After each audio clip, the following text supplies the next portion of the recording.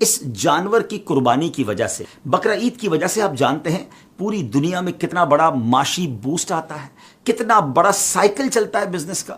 دیکھیں نا، بزنس کی کامیابی کا تو راز ہی یہی کہا جاتا ہے نا کہ ایک بندے کی جیب سے پیسے نکلیں اور دوسرے بندے کی جیب میں چلے جائیں، مارکیٹ میں کیش فلو آ جائے۔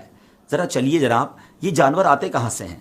گاؤں کے غریب لوگ جانور اپنے گھر میں پالتے ہیں، پورا سال پالتے ہیں اور اس کے بعد منڈی میں آ کر اسے بیچتے ہیں۔ تو یہ رقم پیسے والوں کی جیب سے نکل کر ان گاؤں کے غریب مسلمانوں تک پہنچتی ہے۔ جب یہ سارے جانور منڈی میں آتے ہیں تو منڈی آباد ہو جاتی ہے۔ منڈی میں چارے والے کا بزنس بھی چلتا ہے، سوزوکی والے کا بزنس بھی چلتا ہے، کئی مزدوروں کو نوکری مل جاتی ہے جناب، رسی اور اس کے جو جانور کے باندھنے کا سامان ہوتا ہے ان لوگوں کا بھی کاروبار شروع ہو جاتا ہے۔ اور آگے چلیے، جب یہ جانور خرید کر لوگ اپنے گھر لاتے ہیں، ہزاروں لاکھوں لوڈر اور سوزوکی ڈرائیور اور ٹرک ڈرائیورز کو روزگار ملتا ہے۔ پھر جیسے یہ محلے میں آ جاتے ہیں تو محلے میں بھی آپ نے دیکھا ہوگا چوکیدار اور مزدور غریبی لوگ تو ہوتے ہیں، ان کو سنبھالنے کے پیسے ملنا شروع ہو جاتے ہیں۔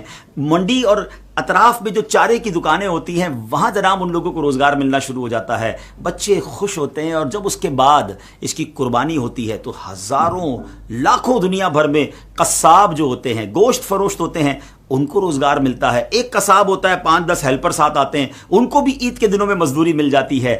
اب جناب آگے چلیے، جب یہ قربانی ہو جاتی ہے تو غریبوں میں گوشت بھی تقسیم ہوتا ہے، غریب رشتہ داروں میں تقسیم ہوتا ہے۔ تھوڑا اور آگے چلیے تو اب جو یہ جانوروں کی سکن ہے، یہ جو کھال ہے، یہ چمڑا منڈی میں فروخت ہوتی ہے، لیدر کا بزنس شروع ہو جاتا ہے، جوتے بنتے ہیں، جیکٹ بنتے ہیں، دنیا بھر میں ایکسپورٹ ہوتا ہے۔